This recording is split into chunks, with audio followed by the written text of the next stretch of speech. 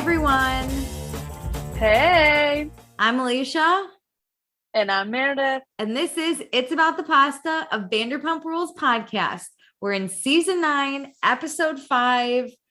It was an all right episode. We're getting into some shit. I'm into it. I'm into it. I have some thoughts. We're gonna apologize in advance. Our sound quality is not gonna be great. Meredith yours is. I'm putting us into one. We're a team, Meredith. Meredith's all out for her fucking self. So Meredith's in Puerto Rico, as you might know, which was a great experience. And for some reason, Bravo had to schedule 2 of our shows that we record for while she was in Puerto Rico. So technical difficulties have happened. Her internet's not great, but we're going to get through it. We've solved it. I'm in charge. So if something happens, I apologize. Normally I record everything and handle everything, but she's today, tech. and Alicia has to do it today. So it's been an interesting experience. She's my tech bitch. I do social media. I just slide in everyone's DMs. I don't know and what the fuck I'm doing here. Manage the discussion and the social funness, and I manage the technical aspects. That's because at work we do the opposite. Like I never talk to people, and now so true. I need to talk to people at work. That is kind of nice. Okay, so that's what's happening with that. But before we get into the episode, be sure to check out our other podcasts on the A&M Podcast Network. This one, our summer house / winter house one, that is called Summer is Fun, but right now we're doing Winter is Fun. Check that out. We also have One Season Wonders. Please be sure to rate, review, subscribe. I actually logged into our thing where we get reviews. We have none. So if you could fucking change that, unless it's going to be a bad one, in which case I have a feeling everyone's sitting here I just want to write them a 1-star review. So I'm not going to write anything, which thanks. I do appreciate that. But if you like us, can you just give us a 5-star review? It's not that you don't have to write that much.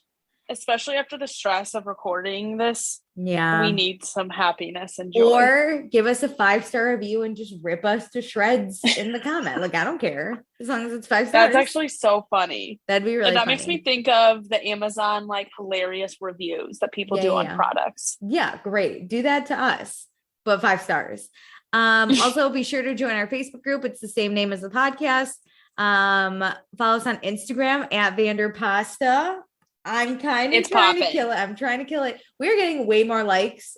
Listen, we aren't getting that many likes, but we're getting way more than we used to. It's not just me and Meredith liking the photo anymore. We're actually committed to our social media. Yeah, our Instagram. We're not committed. All of our social media, just to Instagram. Check out my tweets. I do polls. We'll talk about those at the end of the episode. Okay. First things first, Meredith and I are mixing it up. Let me crack open my alcohol. This is my highlight moment. I got new juice from the store. Again, I'm in Puerto Rico, so there's fun juices. And I got passion fruit. Ooh. And who knew passion fruit was yellow? Not I. Why did I think it was pink or orange or? I think it's whenever things are flavored passion fruit, it's red or pink. I think a nice coral. I think of orange. This is orange pink mix. Oh my God, why is it orange. Yellow? What is a passion fruit? I've never just eaten a passion fruit. But it's yellow. Well, also before we get into it, we got some feedback on our last episode from Jackie. Ooh. And since she's our 5-star patron, we're gonna read it. Yes. $5. She's 5 stars too. She's our 5-star patron. We are going to read it and talk about it really quick. So Jackie is still on the fence about Brock, but she does see Sheena talking about him like all her other boyfriends in the past, which is an immediate red flag. Time will tell with him. Yeah, honestly, I wasn't shady of Brock. I didn't feel any shade from Brock until this episode. This was where I got iffy. Personally kept saying oh, I'll give him the benefit of the doubt because everybody's been, I feel saying that on social media, and Sheena has been too. And a lot of people have been saying it. So I'm like holding out, but I feel like we're getting to the tip of the iceberg to be like, all right, I think everybody can form an opinion now. This is where I'm iffy. Lisa shading the ring is real Tiffany's, LMAO. Yeah, I love the Tiffany's. It's not a Tiffany's ring, it's a Tiffany's diamond, Jackie. Which again, I don't understand that. I mean, I'm not rich enough. Just buy me a $5 Etsy ring, we'll be fine. I'm not even rich enough to buy a Tiffany's diamond, no, let alone I don't know what that ring. is. Tom dropping $12,000 on his friend's proposal, a no. Unless you're the friend, Jackie, unless you're that friend that gets $12,000, then That's hell true. yeah. Then hell yeah. Home equity loans are no joke. Be careful or you're on your ass, which is why Jackie and her husband have never gotten one. I don't have a home to get equity against, but I will believe you. I don't want loans. I don't have a home. I know. Do you have a home? No. Exactly. So I'm we just chilling in a shack in Puerto Rico. Thank God for Jackie being the responsible adult telling us like she not explains to get like a home real equity. world stuff to us. Yeah. Give Jackie those exercise machines ASAP. She'll piss her pants if she can skip a workout. It's just a cramp workout. Listen, Tom Sandoval and Sheena were on an Instagram story doing it. And I sent it to Meredith and said, wow, they're doing one of those cramp workouts. And Meredith was like, what the fuck? It's just, apparently it's all the rage. It's a giant period cramp. Also, she's so glad that the proposal party ended at 10:30 because as a couple in their 30s, she cannot tell you parties do not rage into the morning hours anymore. And she was going to call BS if this group of 30 or a group in their 30s with babies even made it to midnight. So, Jackie, I can't even make it to midnight. I have no kids and I'm 27. So I'm 26. I mean, fuck. I think the pandemic also escalated that for people who are not in their 30s and don't have kids. There was nothing else to do but sleep, and now we're all depressed. Yeah. That's the point. Day drinking for life with you. Oh, and Jackie has a lot of, she goes, I've got a lot of thoughts, but looking forward to the podcast, ladies. Thank you so much, Jackie. Thank you so much. I can't wait to bring you the thoughts on this episode. Yes. And then for tomorrow, we have stuff, or when we record tomorrow, we have tons from Dustin that he made me laugh a few times. So excited. So let's get into this Vanderpump episode. So did you go through Patreon? Yeah. This was on the Patreon. I know, but I don't even remember you going through the different levels. Oh my God. Go through the levels. You're right, guys. Join our Patreon. Patreon.com/Vanderpasta. Let me tell you what the fuck you can get.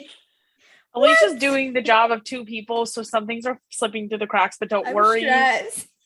I'm here. And I'm drinking. Okay, so for $1 a month, you get access to our pre-show, which is where Meredith and I just discussed things. Today it was our technical difficulties, so enjoy that. Enjoy. Also, you get access to any episodes that we record early. That includes, you'll get the Vanderpump episodes for the live season, maybe like 12 hours in advance. You get the Winter House episodes for the live season, like 4 days in advance. So check that out. Mm-hmm. And then for episodes or like seasons that we go back to watch, you'll get those way early, like months earlier than everyone else. So you might as well join. For $2 a month, you get access to everything I just mentioned. Plus you get access to our after show, which is what we do when we go back and watch old seasons. So it's not for live seasons, but there's tons of after show shit right now on Patreon that you can go back and listen to. Also, we'll say your name on the podcast. So thank you to Chris, Danae, Dustin, Gina, Jackie, Kelsey, Mariah, Tracy, and Zoe. Woohoo! I didn't forget about you guys. Don't worry. I did. Worry. And then for $5 a month, you get access to everything I just mentioned. Plus, you get to give us your thoughts on the episodes and we'll read them on the podcast. So I love you guys sliding into our DMs because it doesn't happen enough on my normal Instagram. But I love talking to you guys about that. There's just so much that we're going to prioritize the patrons. They give us $5. So you heard Jackie's just a minute ago about Dustin, last episode. And whenever Chris gives us his critical feedback that we love, he's great. But yes, so that's what you'll get. Now's the time to join for live shows. Honestly, I think we only have Winter House for another month or so. And then Vanderpump's not going to be too much longer. Yeah, so do it for November. We're about to go into November. I would do it for November. Yeah, like I understand. Honestly, I think even if you join after the 1st, you don't even have to pay until the following month. So join and then cancel. Oh my God, Meredith, don't do that. You're shady and I'll call your bitch ass out. Join and then like drop down to $1. I'll call your bitch asses out if you do that. Don't you worry. But do it. I won't let her. I'll do it. She'll cut me out because she edits. It's like a trial. Podcast. Yeah. Sad, but I'll think of you and hate you. Try it before you buy it. That's what it is. Also, we will pick a patron of the episode. So this week, our patron of the episode is Jackie. Our OG bitch, our main one. She's the realist. I think she's going to have a lot of interesting thoughts on this episode that I can't wait for. Yeah. Honestly, I'm ready to talk. All right, let's get into the episode. So previously on Vanderpump Rules, Raquel and James got engaged. We found out about Brock's family in Australia and how he hasn't talked to the kids in 4 years. Lala is very concerned about Sheena and Brock. Raquel feels insecure about public speaking. Schwartz is seeing a fertility doctor. Katie wants to be really involved with the restaurant, but Sandoval doesn't want her to be. So as a solution, he lost his damn mind in Tom and yelled at her. So we love to see it. Love to see it. Okay, so we open up at James and Raquel's apartment. Raquel looks fucking fantastic in her athleisure. Always. I wish I looked like that in athleisure. I'm here for her short hair this season. Yes, also. She looks so good. James texted everyone for drinks at the Belmont. He just wants to thank them for making Palm Springs the best trip. This is the James we know and love. He's like thanking people. He is like a stand-up guy who does normal things. We've never not loved James, even at his worst. No, but like he's the best. In his sobriety, he is at such a great place. Fantastic. Raquel is going to go to Lala's to hang out one-on-one. They're going to play some pickleball. She thought this is one of those things where like an acquaintance goes, hey, we should grab lunch. And you go, yeah, totally. And then it never happens, which is 90% of my interactions. But yeah, I think that's what everybody thinks with people they're not best friends with. But Lala followed through. So now Raquel's got to go. And she's hella nervous. I would be. After watching Lala play pickleball, if I beat her, she would fucking yell at it's me. like there's multiple levels. Like I don't want to play her in pickleball because her and Randall take it so seriously. Like they have a freaking court in their backyard. And my poor sweet she's baby not angel. The nicest. Yeah, our poor sweet baby angel Raquel. Which like James says that like Raquel's such an easy target, and the fact that like they're together, it just gives Lala such a target to put on Raquel for so many different things that are undeserving. And even James has used Raquel as a target, so he knows. But he said, now that Lala's sober, there's no excuse. Lala should not be yelling at Raquel for anything. Okay, then we go to Tom and Ariana's house. There's a great montage of Tom Sandoval working out with punk rock music in the background. It is the funniest thing I've ever seen in my life. I watched it 3 times. It was so funny. And then he came out to find Ariana I thought she was just making drinks or like looking at drinks ingredients. She was like organizing or inventorying like stuff, and I was like, what are we doing here? We didn't know. But Sandoval comes out. He was letting off some steam supposedly from his argument with Katie, so that's where we got the great workout montage. He's like, I feel so much better after that workout. He needs confidence, and when he's like in a situation like he was at Tom, he needed to look at Ariana and have Ariana give him that confidence, and he didn't like that Ariana. He didn't like Ariana saying he was gonna die on a hill. And like that's a common phrase. I did not mean you were gonna die. You're not actually gonna pass away. No, I meant you're literally, I don't even know how to explain the phrase. How does he not know the phrase? Means you're never gonna win this argument. Yeah, you're not gonna win the argument, but you're gonna argue until you're gonna you have no breath left. You're gonna die from it. But Sandoval says he's still not over the book signing, which honestly I forgot about. It meant nothing to me, so I don't know. I'd already forgotten about it within the week that we've had in between these two episodes. Honestly, even in this episode, when they would bring up the book signing later, I'd be like, oh yeah. Like I still forget. It just didn't have a big impact on me. No, you mean you don't have PTSD like Sandoval? I never laughed so hard. I was like, wow, he should really go to therapy. But this is the moment where he looks like you can see how dramatic he is about things. Yeah. And I'm like, this is too much. Like, this is more than just like Sandoval creating an event in Palm Springs that he like thought the idea, was the judge, participated in, and emceed it. Like, this is even more dramatic than that. It is. And what's even worse is they were going to have this night for Schwartz and Katie to come over and test out some drinks. And now that can't happen. And Ariana is the one that's frustrated. She's obviously doing something she's the with one drinks. Who has to pay for it. Yeah, we don't know what yet, but there's something with drinks and now Ariana's pissed. So Tom says, what about Brock and Sheena? And Ariana's like, well, they know nothing about making drinks. And we don't know if that's a good or a bad. Does. That's right. True. Sheena knows. Brock's a lost cause. Honestly, though, when we find out that they're making an at-home drink kit, that's a good thing. Like, Brock is the person you want. Brock and Schwartz, because we all know Schwartz can't make drinks to save his fucking life. You don't want the professional bartender. You don't want Katie. Server being the one who is trying out your steps. You want Brock.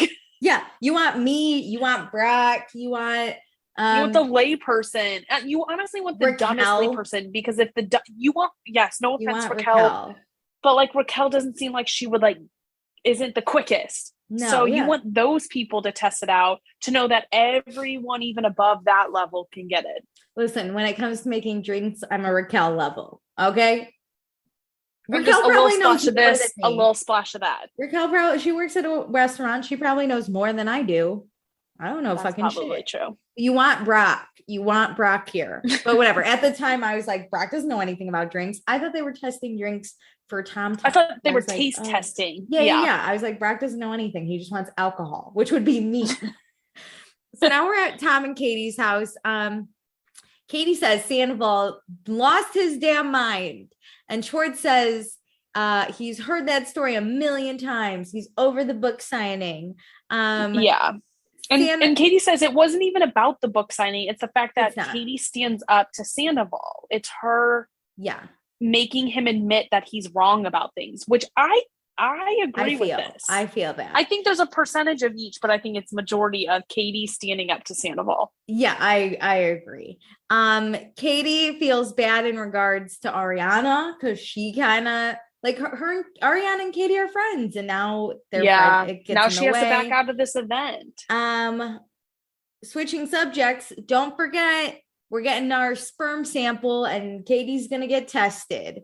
And then we get into this really intense conversation. So paperwork they had to fill out. Katie was asked if she'd ever been pregnant before. And so they start talking, and eventually you can assume, but eventually they confirm they've had an abortion. At first, I thought they were going to talk about how they had a miscarriage during all this pregnancy drama. And I was going to be like, oh no. I mean, both of them are very sad, but that's where I thought it was leading. Yeah, I kind of, when Katie, because at first she was like, yeah, so I had to talk or write that down. And Schwartz was like, okay. And I was like, I immediately went like, oh my God, they had an abortion. Or Katie at least did. I didn't know how young or old she was. But we find out it was 10 years ago. Yeah, it was 10 years. It was really early in Schwartz and Katie's relationship. They were only together for about a year. They both wanted to have kids, but not at that time. And they were kind of in a weird place in their relationship, fighting.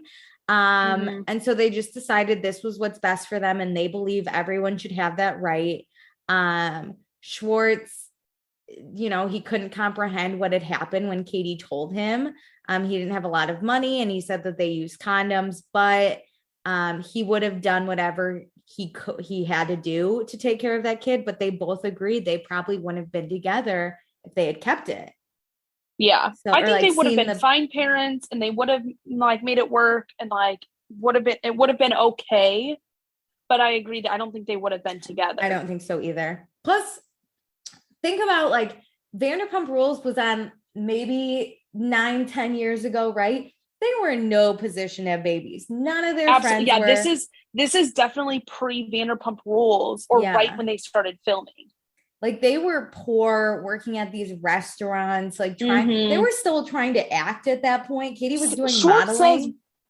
Was it when I still had the air mattress? Yeah, that yeah. gives you an idea of where they were no, at. you had the box spring, and you can just assume he didn't have bed framing. But I honestly, I appreciate Katie opening up about this. I think me too, especially in this time. Yeah, it's not something that's talked about enough. Not to get too into it, but I obviously agree that everyone has the right to choose what they want to do with their life and their bodies. So I appreciated that they kind of brought this to attention and showed like, yeah, we did it 10 years ago. And like, we don't regret it, even though we're trying to have a kid now. It just wasn't the right time then. I really like, this is a different story, I think, about abortion than most people hear of, like we were struggling and this helped us kind of stay together. And now we can have kids when it is the right time for us. Yeah. It isn't because they hate children, they don't want children, or there are obviously cases of really tragic things happening where you need to have an abortion, like rape or incest and things like that. So just kind of, I think this brings such a normal version of it, of two people that people have seen on their TV for 9+ years, and like what their story is around it. And it seems like this could happen to anyone. I could put in any one of my friends and into this situation and completely understand it too. Totally agree. So I applaud them. Now they're getting ready to have kids. I hope that it goes well. We all kind of know it's going to be Tom Schwartz's fault, but we will see.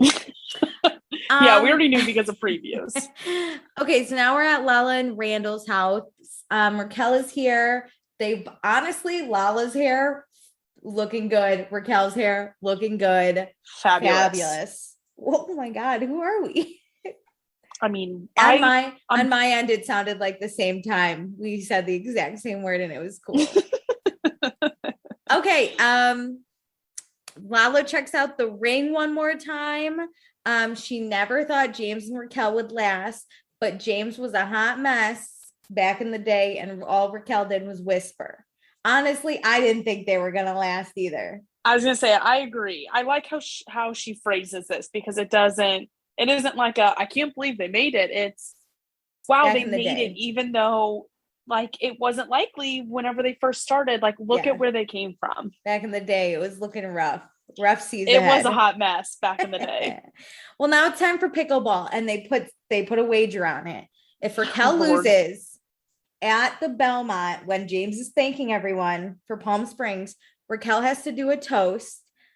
Which Raquel's already like, oh no, a toast. And Lala's just a toast would have been the worst for her. Lala's literally like, not even the worst part. Raquel will have to say that the engagement made her so wet in the speech.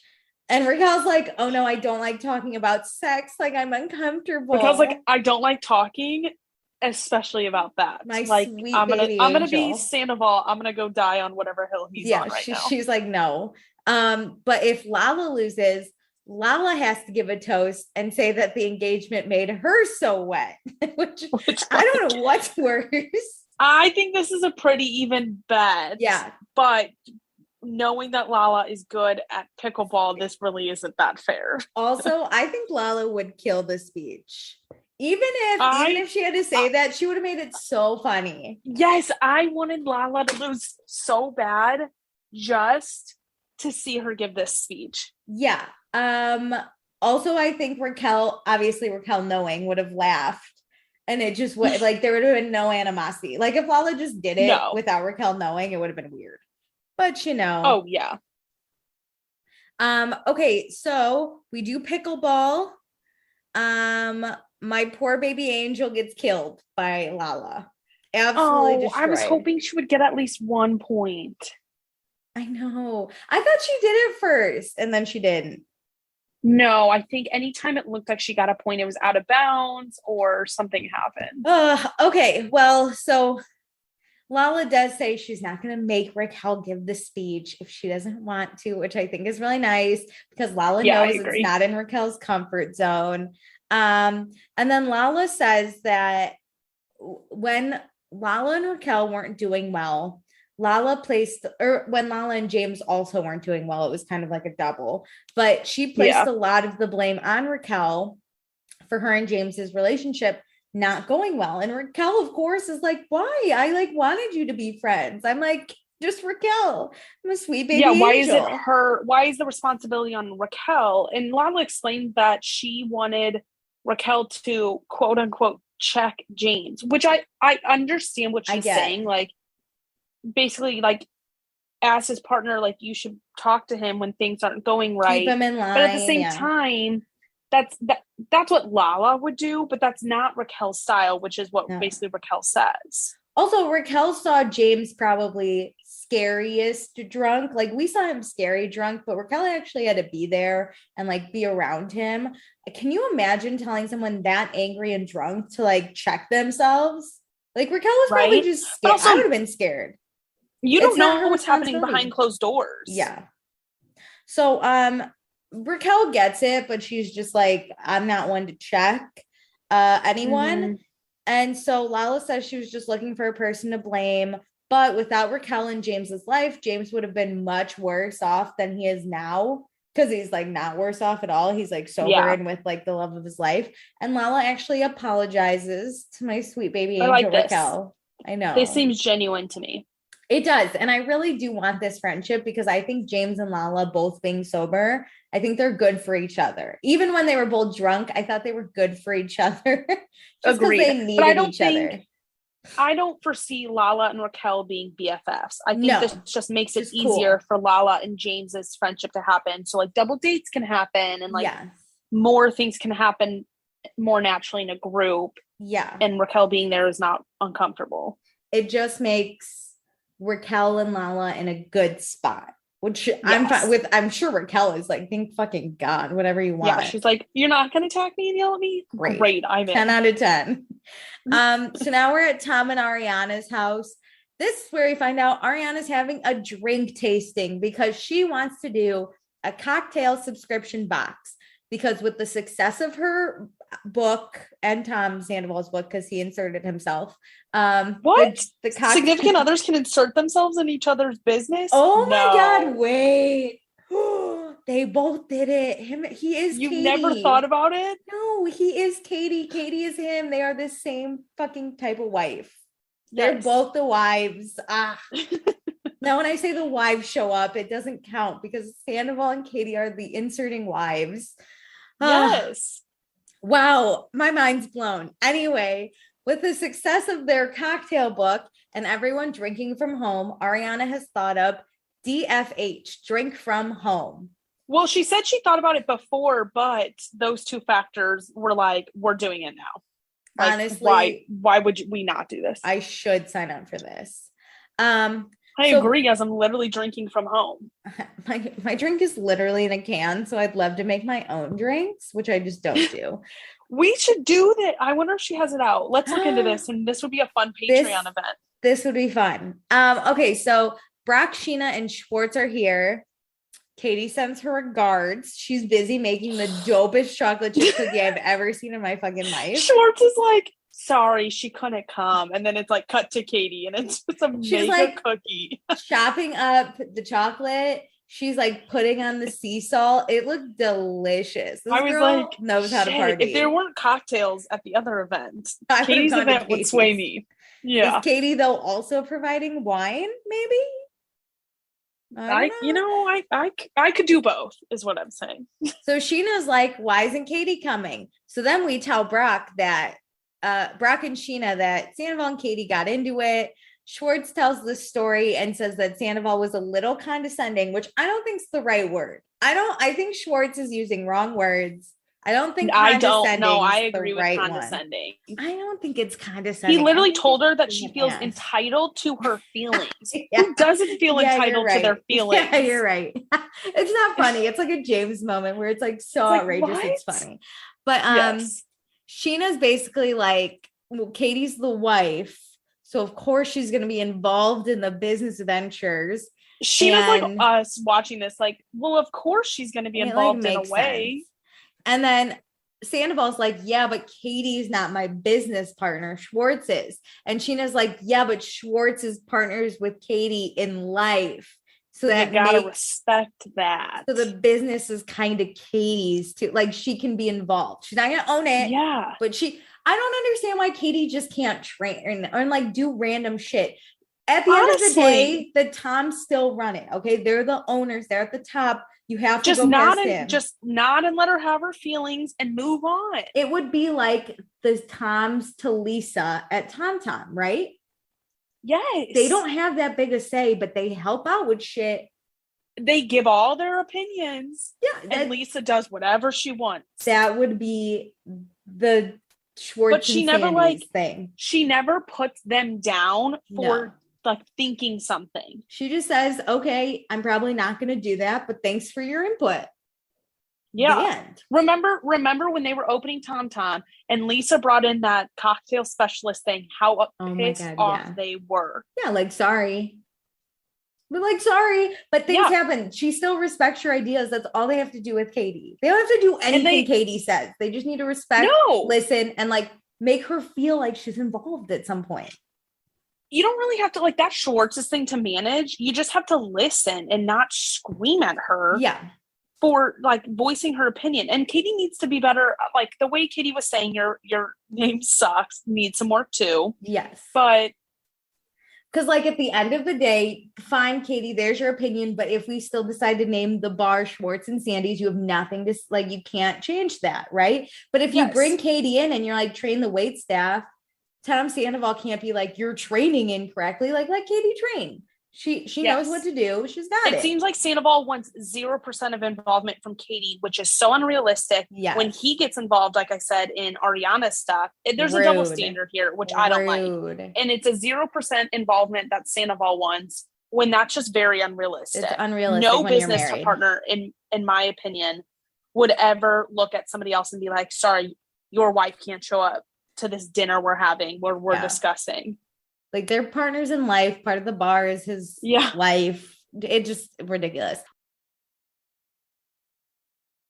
But this is where Sandoval says he has PTSD from this book signing incident, which is so fucking hilarious.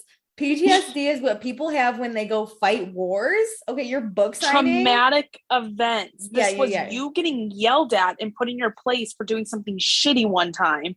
I don't even fucking remember like exactly what happened, and I don't care.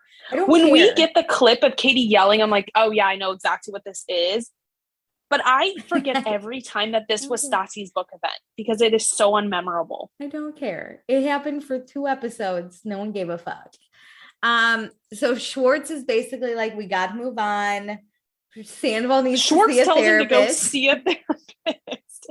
And I'm like, I agree. He's like, I don't mean this condescendingly, but it clearly seems like you've been bringing this up a lot. So I think you need to get a therapist. And I agree. If he wants to dub this as PTSD, which I don't agree with that it is, but whatever, you can have your feelings about it. That's fine, but go work on it. Yeah. Why are we holding on to this? I'm not going to bitch about you having PTSD for the next 17 years. And you know what? He won't go see a therapist because it actually isn't about the book signing and it isn't about Katie yelling at him. It's about Tom wanting full control. So he should just open up Sandy's.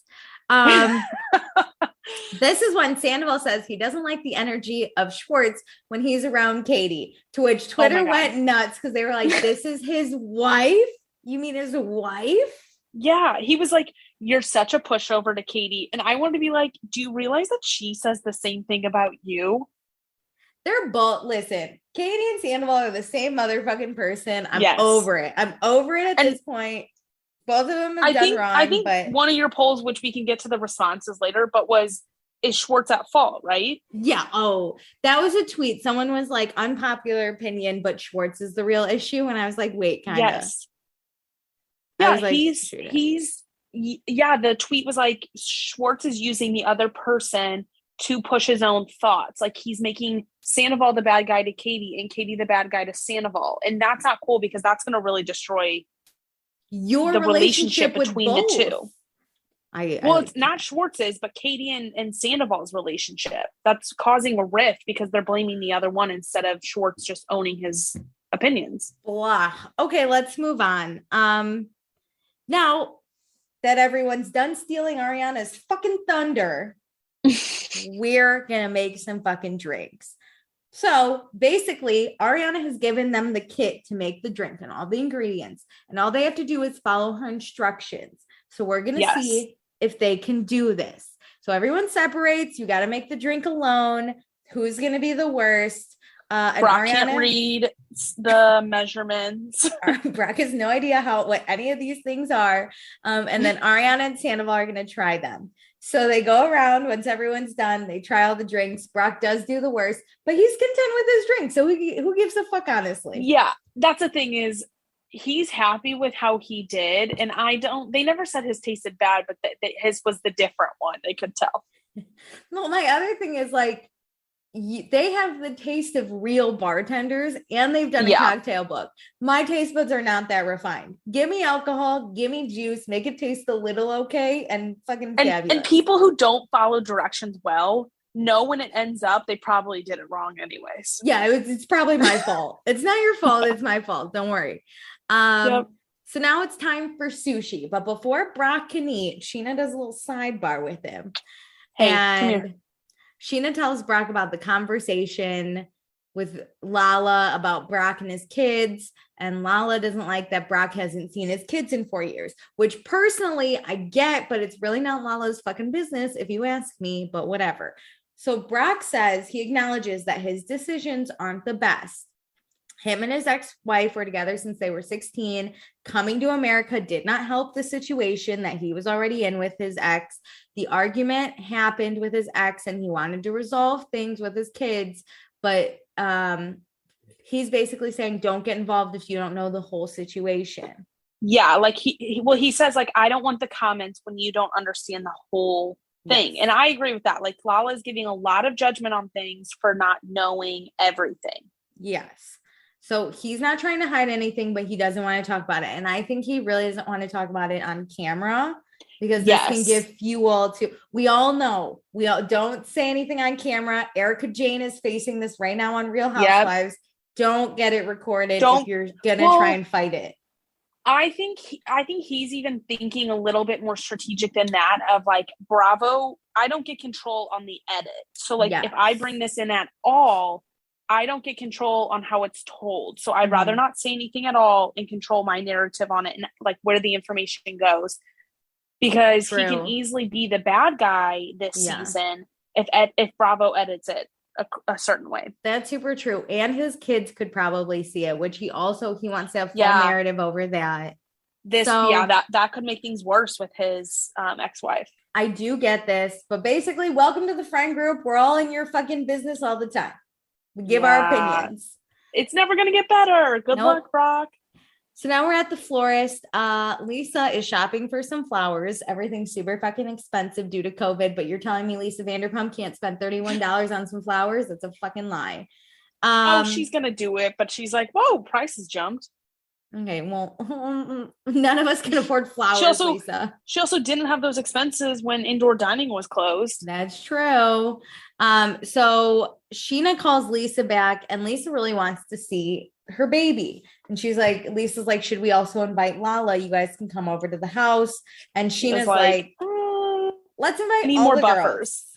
Let's invite everyone. So it's not just Lala and Sheena, which I get. I appreciate this. Yes. Smart. Yes. And then the Toms show up. Tom Sandoval's outfit is super fucking extra. We are flower shopping, sir. This is post-COVID. He's like in costume 24/7. He didn't used to be this way. He didn't. He was a lot tamer. Do you think it's because like COVID happened, so we didn't get to dress up? So now he's just like, he just shopped. He has like online shopped a lot. Up. Yeah. Like in COVID, all he did was shop. He curated a whole wardrobe that he's excited about. Yeah. I think And I think he's more confident and comfortable with who he is. Like, I think the older you get, the more comfortable being like, this is my style. I love this. Definitely. Well, whatever. I mean, like, dress how you fucking want, but I'm going good for him. He does look like he stepped out of Cuba, though. Yeah.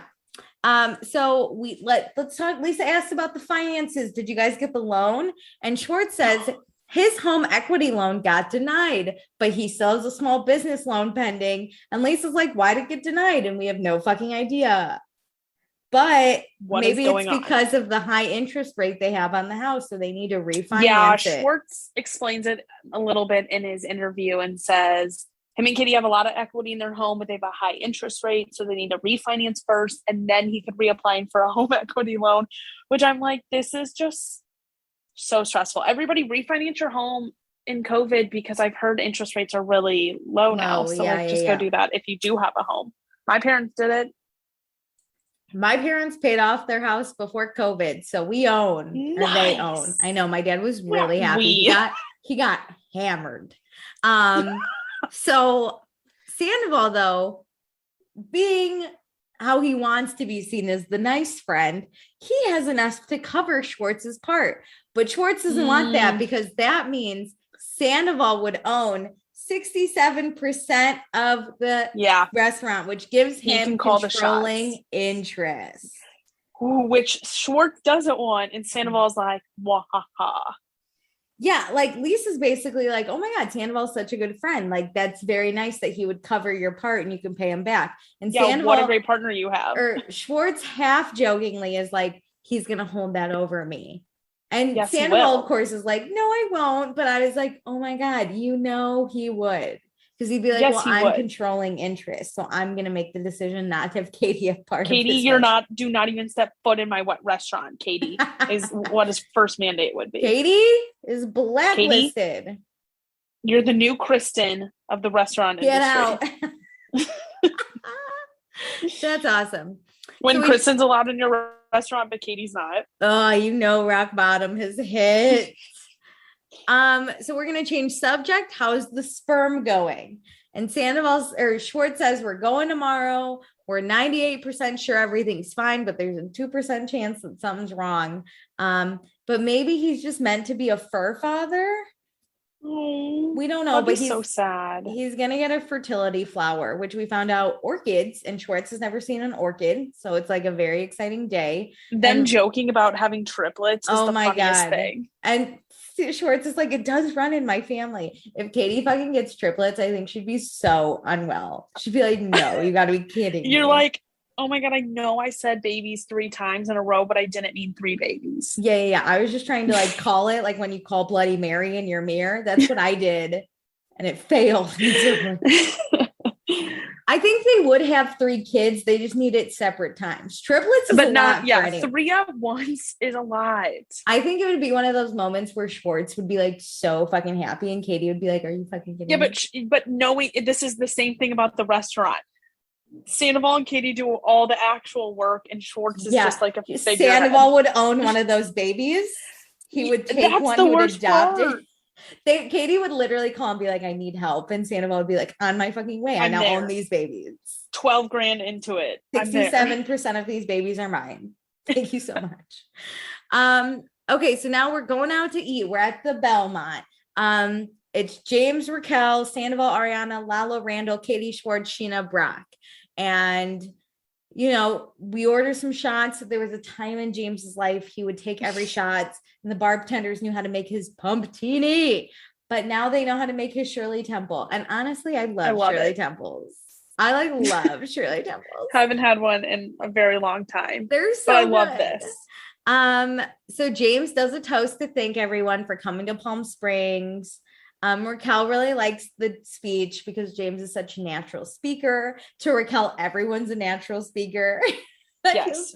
But she's like, still have to give my speech. Let's get drunk. She didn't do her speech. So I was like, maybe she won't do it and she'll just get drunk. Right. I was like, I thought she was going to back out because Lala did say, you don't have to do it. Yeah. So now, before this, whatever happens, Brock jumps in the seat next to Lala just to be like, hey, I heard. Let's chat. Yeah, so he apologizes about talking about his kids because it clearly triggered Lala a little bit, and he doesn't want like Lala to think that he's going to leave Sheena, and his goal is in the end to get his family back. And so Lala says, like, if anyone tried to keep her from Ocean, she would bash down doors and light the place on fire, which Brock says he totally respects that. Lala is in a different position though, and she shouldn't think he wouldn't bash down doors for his family. Yeah. Okay, I love how Brock comes into this conversation. Yes. I think he has a very good, like, showing enough of his emotions and being like, listen, like, I see your worry and I appreciate it. And like, that is not my intent. Yes. And here's what I'm thinking. And I don't like what Lala says here, because I think it kind of comes from an entitled way, but also I'm not sure the facts behind this by any means, but I think that like family law tends to favor the mothers. So like, Lala, you're not in this situation. You don't have experience in this situation. You're with your baby's dad in this season right now. Who knows what the hell is going on in real life. But I just think like she doesn't know what it's like to be in his shoes and hasn't really taken the time to talk to him. And I just feel like this comes off very entitled, that she would, if Brock went and broke down a door, do you really think that would help his case? Yeah. Do you really think that would help things? I completely agree. And Brock's never been like blaming the ex or like saying it's not his fault. He has fully taken ownership that he did a lot of shit that led to this. Like he fully says like what he did in his past led to this situation that he's in. Mm-hmm. And so Sheena also butts in and says like, we've talked about it. Like it's not Lala's business, but Brock feels, you don't have to explain yourself, Brock. Yeah, but Brock really wants to. He says it shows character that, you know, Lala can speak like this to him, to which Lala's like, we're not going to talk about character when you're the one who left your kids in Australia, which I was like, I don't like that. You don't bring people's kids. People throw that. Yeah. I don't like when people throw stuff like very emotionally heavy stuff in arguments. Like that is below the belt and unnecessary. Yeah. We don't do family. We don't do kids. You don't fucking bring it up. And so Brock says he's been nice, but this is ridiculous. Brock's ex is the one that cut the family from him. And Lala's like, yeah, but there has to be a reason. And Brock, this is where Brock nicely says, we're going to talk about it later. I'm not going to talk about it now. And Lala's like, Lala in her interview says she's not worried for Sheena. She's worried that Brock has a tendency to leave children and the woman, which this again, isn't a tendency. It happened one fucking time. It's not a pattern. I think she's like trying too hard on this. Yes. She's now like, I'm a mother, so I must save all mothers, which is like not your job. It's like, it's not like your you're job. Not here to save all the babies. If like midway through the season, like it seems like Lala has all the information, is like ready to throw down, I get it. But like, Lala, you've heard bits and pieces from Sheena. At this point, when this conversation happened, she has never once talked to Brock about this. Yeah. And I don't like this. I don't either. But Brock says he's going to prove to Lala that he's a good dad. And Sheena says Brock doesn't have to prove anything, which I agree. But Brock says it's easy to prove that you're a good dad because all you have to do is see. So he's going to do it. And I like how he leaves that. Like, I am here to prove it to you. I know, I see what you're saying. Like, this is something that's really important to you. I'm happy to discuss this like at a different time. This is not the time and place, but you will see through my actions. Yes. I'm not going to do this. Do I think Brock's kind of shady? Sure. But is he likable? Yeah, he's really fucking likable in these conversations. See, okay, so at the tea party, learning more information, that's where I'm like, ah. But I think he is very honest and doesn't try to gloss over things and make it a certain way or blame them on. Yeah, I feel like he's very neutral, being like, listen, this is the situation. It's a shitty situation. This is not what I want. And I am working to improve it. Like, he's very realistic, like saying like, yeah, this is happening, but yeah, here's where I want to be. He's just like likable in an argument. Like, I think Lala is trying to fire him up, and he's like, no, I'm not gonna do that. Yes, like, you're not gonna get to me. Calm. It's and great. I really do appreciate that, because he could easily go off and like say a lot of things to Lala. Yeah. Well, plot twist, we're gonna switch gears because now Raquel's ready and she's drunk enough to give her toast. Wow. She does first the best speech, and then she did say that she was so wet that she had to say doesn't yes. stumble. No. Doesn't stumble when she says it either, like, or feel like show she's uncomfortable. When she says it, everyone dies except Lala, because Lala knows, and I think like, Lala's like, what the fuck did she just say?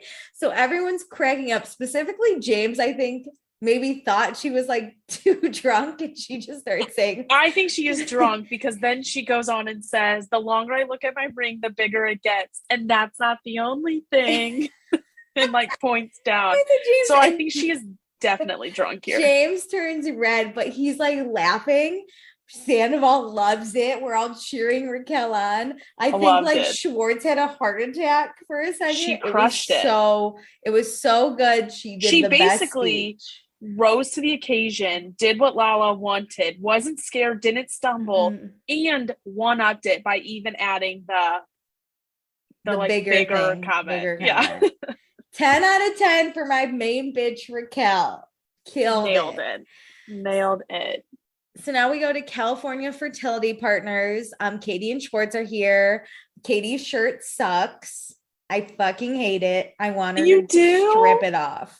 Oh, I like this outfit. I hate the boa shit, like the feathers around the arms. I like the like all purple look. I think she's like trying to do an elevated look, and I'm here for it. Nope. Anyway, especially knowing that immediately after this is the tea event, I understand why she's wearing this. Nope. Goodbye. I hate it. So Schwartz is worried about his testosterone, but he did say Sandoval has offered to give some sperm or help out. And Katie's like, me with Sandoval's sperm. Imagine how emotionally unstable that kid would be. I mean, the most controlling personality, like so hyped, could yell at anyone, like all the things. You need a Schwartz and a Katie baby. You cannot have a Sandoval and a Katie baby. So high strung. But like a baby Sandoval, it would be late to everything and smell like cigarettes. I'm in. So we go into the back. We take a look at Katie's uterus. It's pristine, absolutely perfect. Tons of eggs. So many follicles, which turn into eggs. I was very nervous whenever the doctor, because a lot of reality TV, I feel like, shows this process with fertility. So like, I feel like I've been here before. I feel like I've been through this, where they're like the follicles. I'm like, yes, I know exactly what you're follicles. Yeah, I just wrote so many follicles. Like I knew what that meant. I was like, oh my God. Plenty of follicles, Katie. You go, girl. So now it's time for Schwartz's semen analysis. And usually we want basically, if you didn't go through sex ed, the sperm, there's a little head where the DNA is, and that's the most important part of the sperm. Yes. And you want your sperm to have normal shaped heads, and only 4% of Schwartz's sperm has good heads. The rest of the sperm is shit. Yeah. And so the doctor does ask, like, drink, smoke, vape, like what's happening. And so Schwartz says, do you smoke? Yeah, and I do some mushrooms sometimes. Oh my God. Schwartz is do you drink? 10 to 20 drinks a week, that's a lot of drinks. Especially because everybody knows, tell me if I'm wrong, but you cut it in half. Yes, when you're telling a doctor, because if they're horrified by your half number, you gotta like fucking stop. So if Schwartz is playing that game, that means he's having 20 to 40 drinks a week. Also, 10 to 20 is a huge gap. If he's like, I'm doing 10 drinks a week. 10 to 15. It's not hard to go to 5. 10 to 20 is like from anywhere from, I'm just getting like pretty lit with my boys to I'm full on fucking hammered. Multiple times a week is the thing. Like your range should be like 5 to 10, because that either means I've had one drink every day, or two, or every day. I'm getting shit faced twice. Yeah. No, 20 drinks is a fucking lot. So, I I mean, I hope this is his quarantine number. I'm going to give him that, though. I was drinking a lot in quarantine. Like, damn. Prime quarantine time. She was 10 to 20 drinks. Also, she asked like hot tubs and baths. Schwartz loves baths. He's always this does not shock me. Baths. Do you take baths? I've never liked them. I hate baths. I think because you're just floating in your filth. Yes, you are just soaking in your filth. Listen, if I don't feel well, I'm all in for a bath because I do find that relaxing, like with your muscles and stuff, like, and you don't have to move. There is a time and a place for it, but I'm sorry, I'm going to come for people and you can just like yell at me on our Instagram, but people who take baths multiple times a week, that's your serial killer trait right there. You're not clean. You're not This clean. Is weird. No. You're not clean. I hate it. After you're in a hot tub, you should take a shower. After you're in a bath, you should take a shower. Rinse it off. It's disgusting. And we even get a nice flash to Schwartz in a bath where it's very hot. This reminds me of Friends when Chandler starts to like baths. Disgusting. He gets really into them. Schwartz gets very into them. Clearly has some like bath salts and like doing all the things. So, and it was a very hot bath. So then the doctor is like, hey, no pot. Cut down on the alcohol, definitely no mushrooms. Don't know what we're doing there. And also only cold baths or just take a shower. And he's horrified. Yeah, and the science behind it is like your sperm needs to be cooler than your body, which makes so much sense. And Schwartz is like, I'd rather give up everything except the baths. I'm like, that's probably honestly the most important one. It's just honestly for me, I'd be like, yeah, no baths, easy peasy. I'd be like, wow, tragic.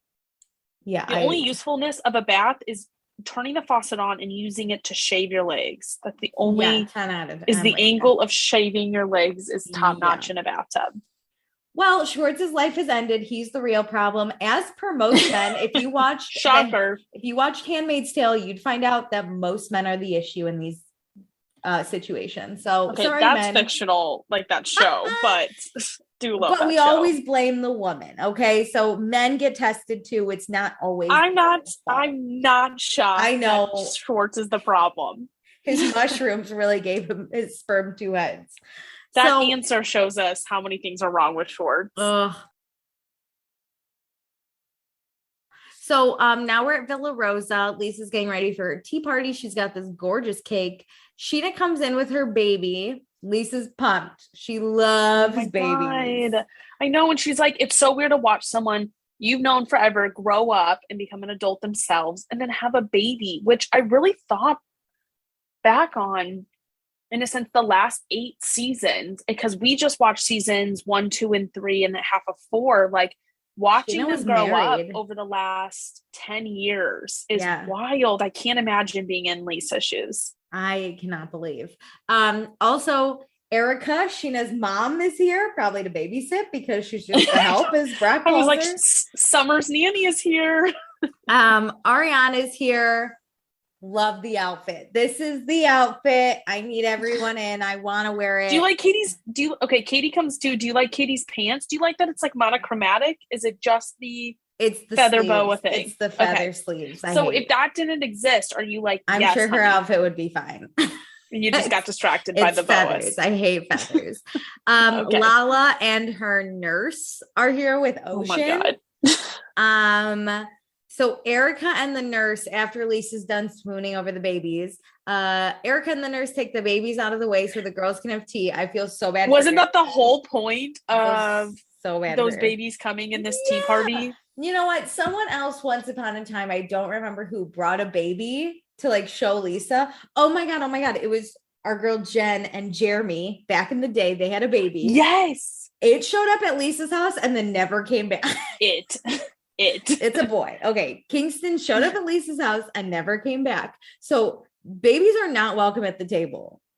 So Pandora better hire a full fucking nanny because that baby's not welcome at Lisa's table. I just think it's so funny. This is definitely a reality TV thing and a rich person thing to be like, bringing the baby. Can you come take the baby now? Yeah, we're done with the baby. So we're done. All the girls grab the food and head out. I just want to point out my main bitch, Ariana, got 2 plates.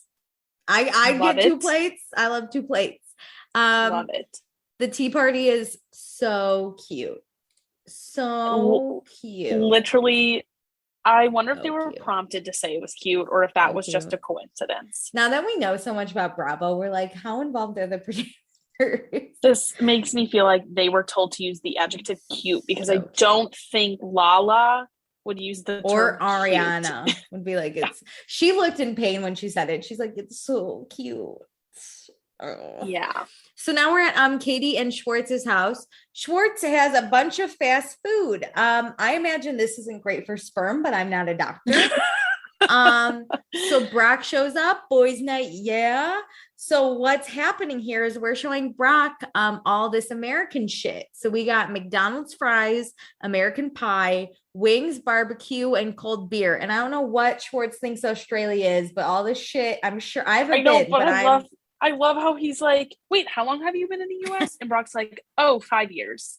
Like, yeah, I'm not new here, dude. Brock's fully in the fucking US. He didn't just move here.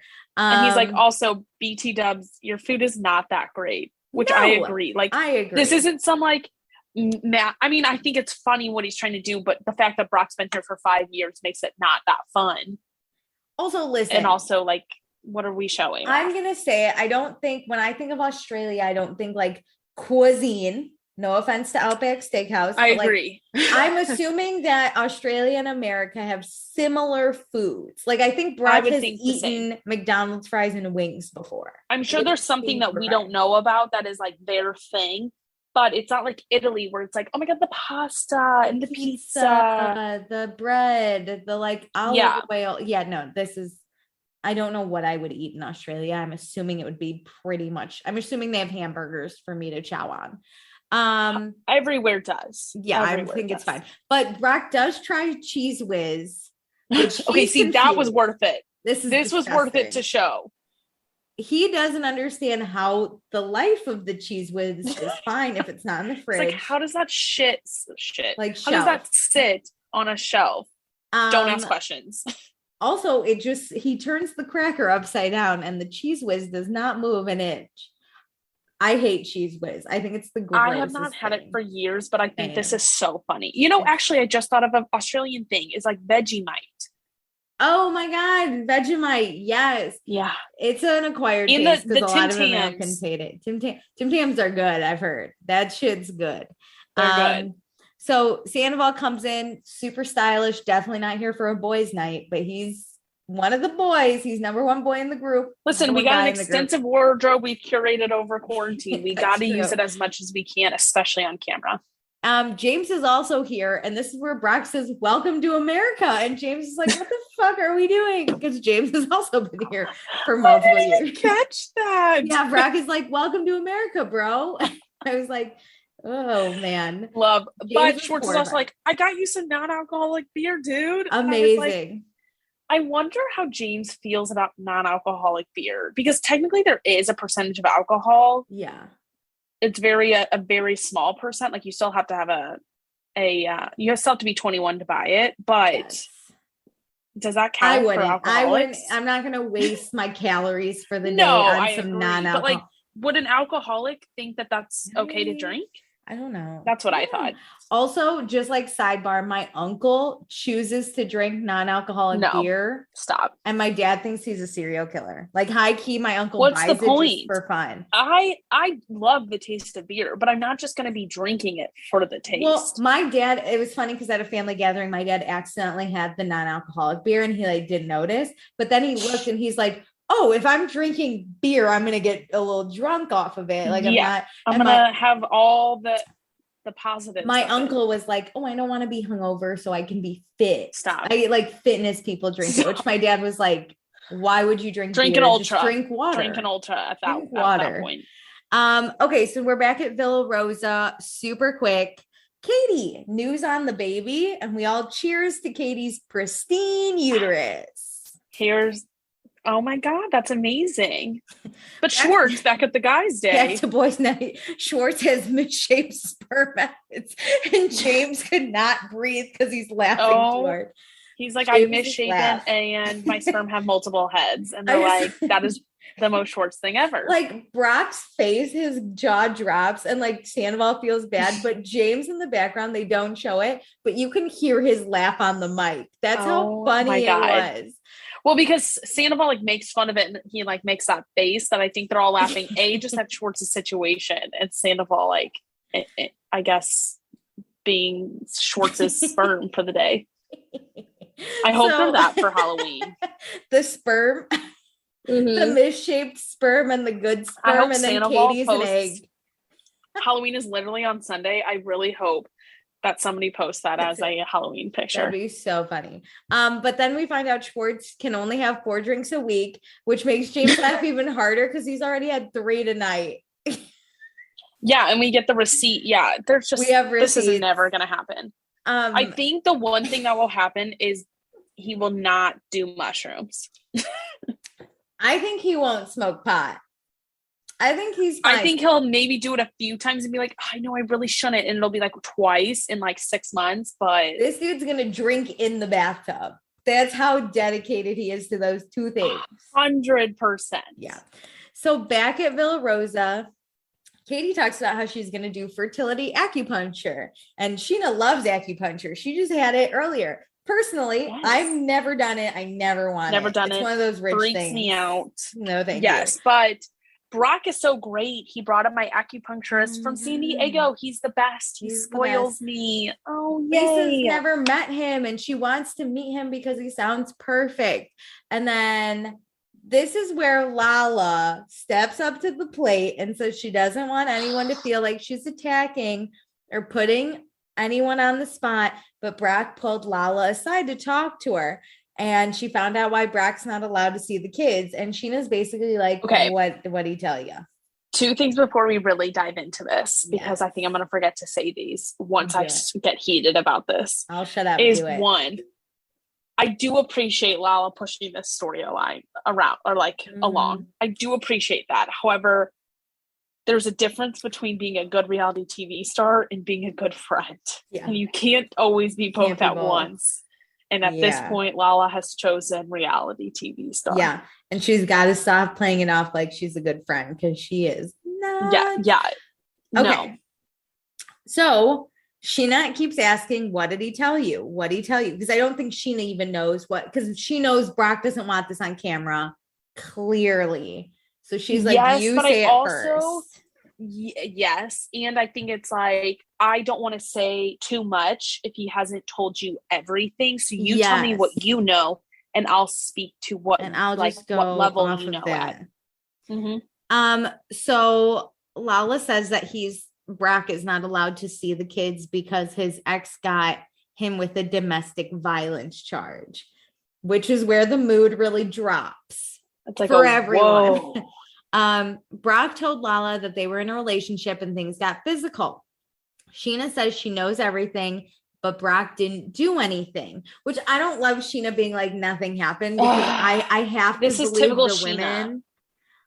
Well, and like Lala says this at some point, like, okay, yeah, it may not be exactly what's written on like in court documents, but something happened. Yes. Do I think people can change from their past?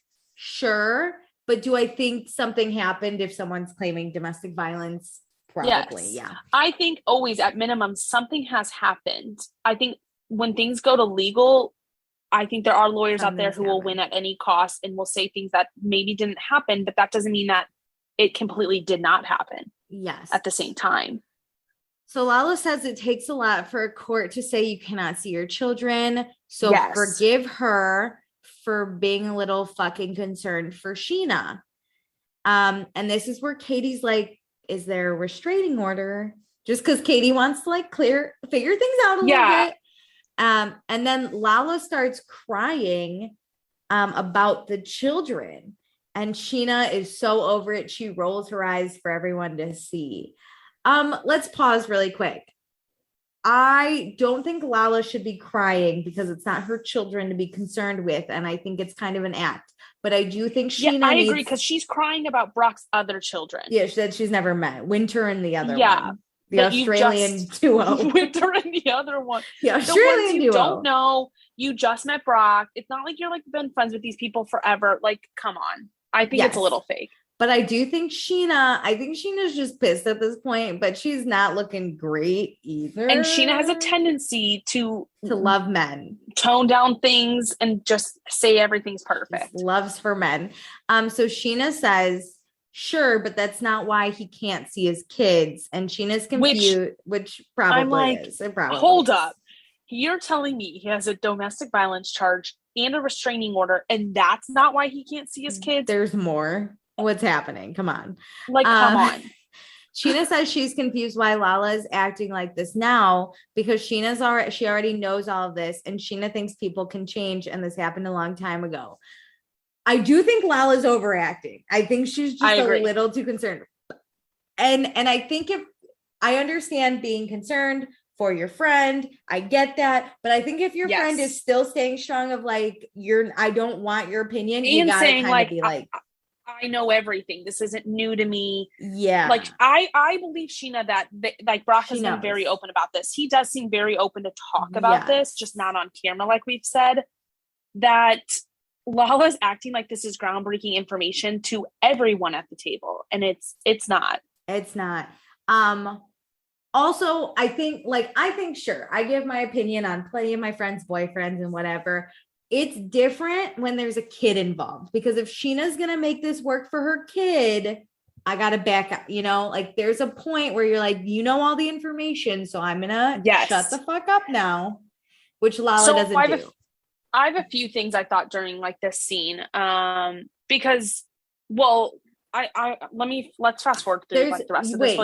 There's one more thing I also like want to bring to attention. So Sheena says, or maybe it's Lala, I don't remember, but it's confirmed that Brock can't see his kids now because he's late and backed up on child support. And this is where I was like, oh my God, he's a reality TV star. He's got tons of money now. Not yet. Not at this point when they're filming. He will. And Sheena says she knows Brock and she wants to stop talking about this, which I think was for Brock's own wishes of not bringing this up on camera. Because basically Brock did the same thing of like, let's stop talking about this during that dinner. So we're done at Villa Rosa for a little bit. I have some thoughts here before we get to Brock. Is one, I am big on timelines. If this happened, and like what country is this court in? Is it a US thing? Did this happen when he was visiting? Did this happen in Australia? What year did this happen? If this happened when they had just broken up and that was 5 years ago, I think a lot can change in that time. And I agree with that. But also finding out that all that court case and restraining order is not the reason he can't see his kids. It's because of fucking child support payments. That's where he lost me. Now I'm actually done. Because he's going to hook up with a rich reality TV star. Well, you say you came to America to make a better life for your kids, and you're telling me you're not paying for child support. Yeah. So you're actually not making a better life for your kids. You're joking me, right? Because if you don't have a great income, you could file a case to I don't know Australia's laws, but at least in the US, it's based off your income. Mm-hmm. So you should always be able to pay it. And if not, then you would go back to court and redo it. Yeah, this was, along with all that, this is just when my alarm bell went off and says Brock is on the show for money and clout, not for Sheena. 1,000%. He's a clout chaser. I hope he's since paid off his child support, because that's going to be really upsetting if he hasn't. I'm ready for this. Because he's got money now. Like, you've been on a season of Vanderpump Rules. They paid you. You're also doing a bunch of like endorsements and shit. Ads, I bet. You're on Sheena's podcast. You're on Sheena's YouTube. And I don't think she should be on the hook for it. But you can't tell me Sheena's not going to pay you well, because she gave Rob the divorce closet, which was a genius idea, and now he owns that. So I don't think Sheena should be making the majority of the income to pay for it, but I think that you guys are now a family unit and are engaged, that her income from those types of things that you are also on can help pay for it. Listen, if you can pay for that ring, you can pay for some child support. Oh my God. Yes. Sir. So, let's go to boys' night. Schwartz has the meat sweats. It's super fucking hot. And while we're focused on the temperature, Brock gets a text from Sheena, or he gets two. One is, why the fuck would you tell Lala about the restraining order? And the other is, Jess was completely blindsided and had to try and defend that. So Brock's pissed and he shows the dudes. Basically, he's mad. He's the most mad that Lala is talking about this on camera. Yes. And Ariana was on Watch What Happens Live right after this. And Ariana's like, it's very naive of Brock to think that he can tell Lala and Randall something off camera and they won't bring it on camera. Yeah. Straight up. Welcome to reality. I don't know TV, if that's Sheena's fault for not coaching him in that stuff, but there's an art to reality TV, and just because it's set off camera does not mean that it's not going to be brought on camera. Dude, you should. I'm telling you should watch the show before you go on. He has because we're about to get into it. Also, we have had multiple conversations on the reunions of I show more of my life than you do. You don't show enough. And Lala's been big on that because she got roasted for not bringing Randall on it because he wanted to stay private. That is a good point. So we're doing all this shit. It's coming out on camera. Technically, Brock is the one who brought the discussion on camera first. Yes. He sat down next to Lala and said that. And if he really didn't want it on camera, he should have said, you know, just to protect my kids. Because if he brought the kids into it, Lala should shut the fuck up. But if he said to protect my kids from getting a bad edit and them hating me, and I'm really trying to work on this. Yeah, the reason I told you to stop is because I don't want this much of it on camera. Give a reason. If she doesn't respect that, then that sucks. But bro, you have to be so clear. We do that even when we record. It's like we talk before we even start recording. Yeah. So bro, look out. But so Brock's really mad. James says Lala keeps it real. So Brock should have probably not confided in her, but in Lala's head, it's also not gossiping or talking shit. It's just giving her opinion.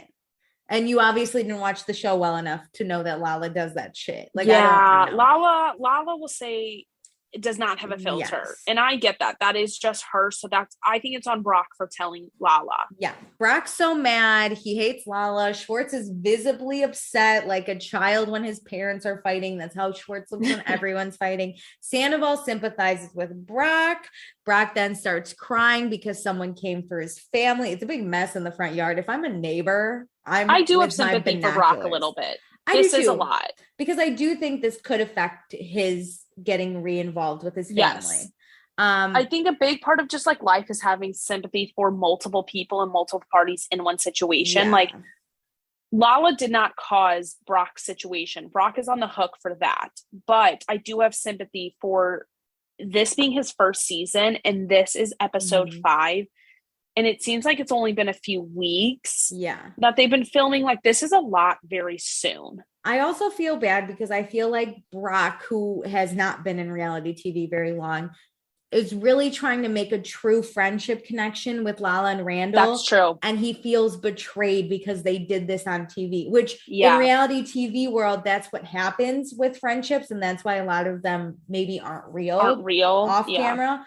But I think Brock doesn't know that, and he doesn't expect that. I think even if we watch enough reality TV, we know that. But if we're really trying to connect with someone and they do something for camera, we would still feel kind of betrayed if they screwed us on camera. I would be devastated if this were me. Because if you think about we've gone through a whole pandemic. They've been dating at least together for almost 2 years. They've been together, I think, for 2 years at this point. But because of the pandemic and them living in San Diego for a bit, he has not really spend time with the majority of these people. So this is truly him trying to make friendships with these people. It's upsetting all around. I think it's just a bad situation. I think Brock's not ready for reality TV, and I think Lala's too ready to take people into reality TV. That the reason is child support, and I need more information. Yes, I need so much information. But so looking back, Brock says he would do things differently, and he does really miss his kids, which I believe him. I do think all that is really I think true. He is very genuine. We do a round of hugs for Brock. Brock leaves. James looks like he's about to break his sobriety and drink because this was too much stress. And then we go back to Villa Rosa really quick, where life is nothing but awkward. Let's get more tea, because that's what we do in England when things are uncomfortable. And the episode ends. So next time We have boys night with Sandoval in a hat. Raquel got a nose job and she has to exercise her nose. Sorry. I need more information. I don't need to laugh, but I want to see someone put their fingers up their nostrils and exercise it. That's my what? dream. I didn't even know this happened in real life. Listen, now I'm going to just picture all these rich ass people getting nose jobs, like Paris Hilton sitting there with her fingers up her nostrils. That's my dream. I need somebody to post a before and after on Twitter so you can screen grab it next episode. The Toms have to convince Greg that they know what's happening. I think Greg is Tom Sandoval's There's stepfather. A lot of things being dropped. I think that's his stepfather. Really? I'm just assuming that's who this older man is. I have no idea who Greg is.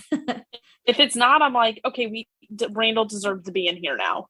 Sheena wants to know why Lala is concerned. Sandoval goes head to head with Lala, which I'm pumped. Let's fucking see that. Let's just skip the whole episode, get to that.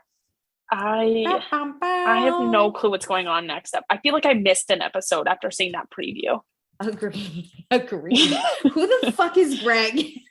I don't know who Greg is. When did Raquel get a nose job? And then, yes, let's see Lala get railroaded. But Sandoval also might get railroaded. I don't know. This is That's like one true. of those Honestly, I don't have a clear person I'm rooting for. I'm just going to watch. I have no clue what's going to happen. It's just a draw. Okay, accepted and blocked. Who are we bringing onto our feed for the week and who are we getting rid of? Alicia, I normally have this picked out. I know immediately, but I don't even know how to feel about anyone. I have for sure my accepted and maybe my blocked. I feel like I know who my blocked needs to be because I'm just like very disappointed. All right, I have mine. But I'm disappointed in two people. I'm ready. I am too, okay. But I've picked mine. I've picked a side. Okay. And I don't like it, but I have to do it. I'm blocking Sandoval. Really? I know. I love him. He's really getting on my nerves. You can't say you don't like your best friend when he's with his wife, who he's been with for 10 fucking years. Yeah. You can't say you have PTSD from a fucking argument that no one even remembers because it wasn't that important. And didn't him and Stassi make up like 5 minutes later? Yes. Somebody pointed out that Sandoval was screaming at Katie in his own restaurant. Yeah. About Katie screaming at him in his own restaurant. It is hilarious. I just think he's being too entitled, and I just got the mind blown that he inserted himself into Ariana's cocktail book, so Katie can insert herself wherever the fuck she wants. Right? Sorry, not sorry. Okay, that is a good block. I'm gonna go with Brock because I'm really disappointed to find out, even with all those goddamn court cases, which are not cool, that's not even the reason. It is child support. I cannot believe it is because of child support, which I don't think is the reason his family is cut off. I think there are emotional things going on too, but he legally doesn't have a case to even go get those, talk to his kids. Yes. Is what it seems like. It's rough. So very disappointed there. Okay, I'm going to accept, though, Katie. I think she was great this episode, even with her dumbass shirt. Minus her shirt. Listen, I appreciate her opening up about her abortion and kind of showing a different side of it, of like, we don't regret it, but we want to have children now that we're ready. I appreciate her and her pristine uterus. It's not always the woman's fault. Men should get checked too. And I appreciated her not getting involved in this Sheena versus Lala thing. She just wanted to clear a few things up. It got a little awkward, but I think she had a great episode. Her cookie looked fucking bomb. That's 90% of what I want to do with my life. That made it sound like her vagina, by the way. Oh my God. Because you were talking about her fertility. You're right. Her real cookie that she made. And she knew she's not going to go argue with Sandoval. She'd rather remove herself with the situation, which is what I do. Boundaries. That's what I are do. A very healthy thing. So I respect it. Make yourself a cookie and fucking max, girl. I'm gonna give Raquel a little gold star because I'm really proud of her with that. Oh my God, speech. She's so wet. Anyway. But I am accepting Schwartz this week because he stood up for his wife, and I'm so proud of him against Sandoval, who is a difficult competitor. He really stood up for Katie. Steamroller. He's a steamroller. Yes. Schwartz said, hell no, go to fucking therapy, get over it. And I have sympathy that he's the problem in the baby making component, because I hope he doesn't feel like guilt or shamed or anything over it, because he was dubbed the problem, and it kind of makes me sad for them and for him specifically, because I think he is going to be an amazing dad despite his pushover abilities. I agree. I think he's going to love that kid so much, especially because he's a big brother. Okay, so few things really quick. I put out a poll, and I'm gonna go look at those polls. So let me look at all my tweets. Here, let me watch what happens while you're pulling those up. Oh, yeah. I have some stuff I'm going to say for Winter House when we record tomorrow, and that comes out Monday because Craig was on. Yes, Craig was with Ariana. So that's a the duo. polls they had were that's a duo. Yes, it was amazing. I highly recommend people to go watch it if they didn't. Whose side are you on, Lala or Brock? 52% said Brock, which doesn't shock me because of how, like, the presentation of it. Yeah, Lala's presentation was not great. Ariana said she was happy that the Brock story was finally out there, and he like kind of put it out there, and she doesn't feel Lala was being genuine about bringing it up. Was Lala's apology to Raquel genuine? People said yes. I didn't get the percentage, but a lot of people said yes. Yeah. Ariana says she thinks it's genuine because Lala does not apologize often. And Ariana still to this day has not gotten an apology from Lala about the podcast incident earlier this season. Woohoo! All right. Hot. And I think last one really on Vanderpump is, are you surprised Schwartz's sperm have misshapen heads? No. 95% of people said no. Not even like slightly. Awesome. Wow. Yeah. Good info. I need to go watch that one because that's the one to watch. There was a good game where it was like, can you defend him, Ariana, about Sandoval? And one of them was for being friends with Jax after he slept with Kristen. And she goes, absolutely not. Yeah, no, fuck that. Everyone who forgave his ass, wrong. Okay, so I posted this one. It was my unpopular opinion. Schwartz is the real problem. He needs to learn how to speak up for himself and stop being a pushover. He uses Katie and Sandoval for the same thing to communicate his thoughts. So I said, is Schwartz the real problem? 9 people voted. 9 people said yes. So and we are 2 of those. We are 2 of those people. Yes. Okay. Then I asked. So come vote in our polls. Come on. They're fun. Then I asked, so it was basically like, Sheena knows the truth, but Lala needs to respect Sheena and like stop bringing this up on camera and like coming for her future husband. So like, I totally understood that. It was fine. And so I asked like, is Lala too concerned or is Sheena not concerned enough? And we had 8 people vote. 6 people said Lala is too concerned. You should have done you should have done the thing where you can do multiple, because I think both personally. Oh, well, sorry. You only get one option. So 6 people said Lala is too concerned and 2 people said Sheena is not concerned enough. And then actually, I know we never read DMs, but someone did say that Lala doesn't have an end goal. Like, what does she want Brock to do? So Lala's just being a shit stirrer. I agree. That's a good point. Like, I said, I was Lala like, kept saying, don't do this to Sheena. Yeah. If you don't want Brock to do this to Sheena, you attacking him and doing all this stuff is not going to cultivate a great relationship for him to stay in this group. Exactly. You're actually making it worse. Yeah. This isn't the way you go about it. I would rather a coffee shop one-on-one conversation about this. I think that would be a lot more end game, whatever her end game is. If it is to stop Brock from doing this, which he's done it once. Yeah, I completely agree.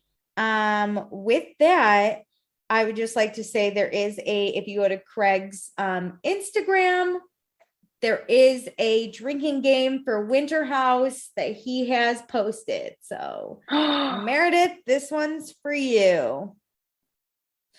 Also, I'm so incredibly. Oh, I'm in. I'm so excited to record Winter House because Dustin gave us so many things to talk about, and I'm so excited for me to read them because I'm gonna laugh.